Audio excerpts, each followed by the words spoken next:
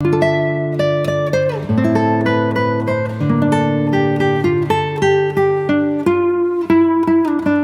now I'll move on to our next panelist, Dr. Anupam Tiwari, who is advisor cyber in the Ministry of Defence, Government of India. Sir, I would like to understand from you. You heard all three speakers. They actually talked about collaboration. They talked about possible cyber threats and the challenges. What strategy should be employed to ensure the future cyber threats involving the technologies like artificial intelligence, quantum computing, as sir was speaking?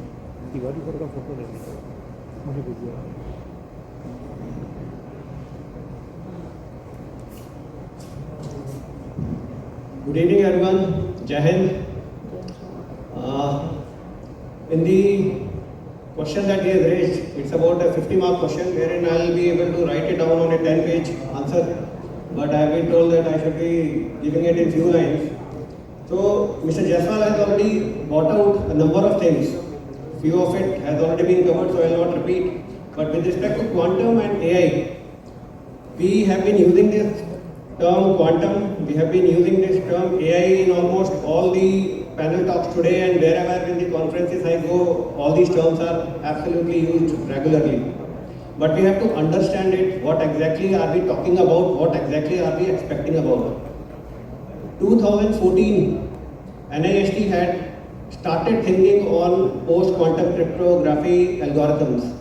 They invited globally solutions, possible standards to work upon, and then after a hiatus of about 10 years, 13th of August 24, about last month, they came up with the final 4 standards after 10 years, wherein out of these 4 standards, 1 standard is peculiar to the encryption part and 3 are peculiar to the digital signatures part, after 10 years. It is not like we are not doing anything as a country. MIT has a roadmap for this, 2024 to 2034. They have come up with plans to develop indigenous standards in cryptography, to develop indigenous standards in public key, private key, PKI infrastructure, and a whole lot of things. And in case we go right, and in case we come up here by 2034, our own indigenous standards, now comes the bigger problem. Suppose we come up, NIST, now they have already come up, and we are planning to come up in 2034, our own indigenous standards. The problem comes here is the migration. We today have already an existing, the classical cryptography has worked fine for last about 4 or 5 decades, and it is still working fine. As brought out by Mr. Jaiswal, harvest now, decrypt later. We have to be worried about this thing.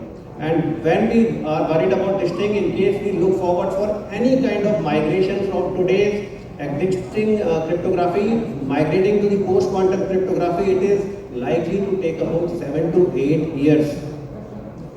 Post-quantum cryptography does not simply replace the existing algorithms. It affects into a whole lot of hardware changes. It affects into router changes, devices changes, infrastructure changes, everything changes. Even the normal computers, in case we are planning to use quantum computing anywhere, the infrastructure changes because the key sizes are different, the RAM, cache, the complete concept is absolutely different. This migration time 7 to 8 is an idealistic time.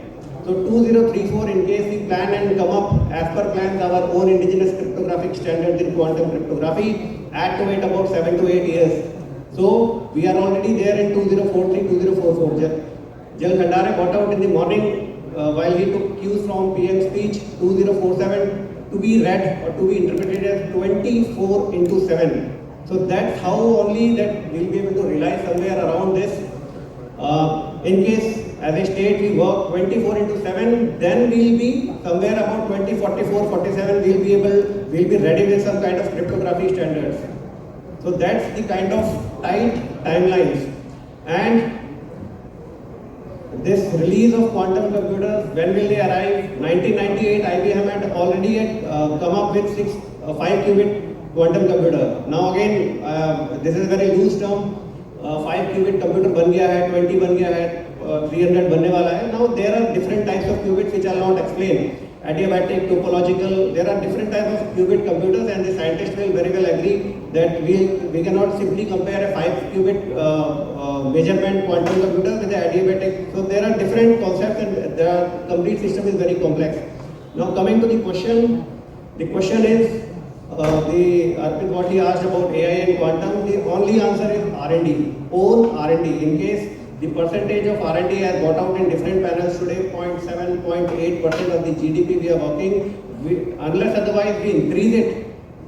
And we do not have to come at par with the global part. The initial investment will be even higher, maybe about 4, 5, 6 somewhere, and which is again a very tough task. So I'll not keep longing my answer or keep explaining you things. The thing is R&D and own awareness. China or maybe any other adversary, in case they are leading in quantum computers or in case they are leading in quantum technology. The example, one of the examples that I keep discussing is primary school. A 3rd, 4th, 5th class student there is learning the basics of quantum computing. Quantum computing, not getting into the photons and electrons part and the superimposition part and the entangled part, but what basic terminology is. So I've got the first tuck. So I'll close it here, and meanwhile I'll look forward for any questions in case you have either here on the panel or on the stage down. Thanks.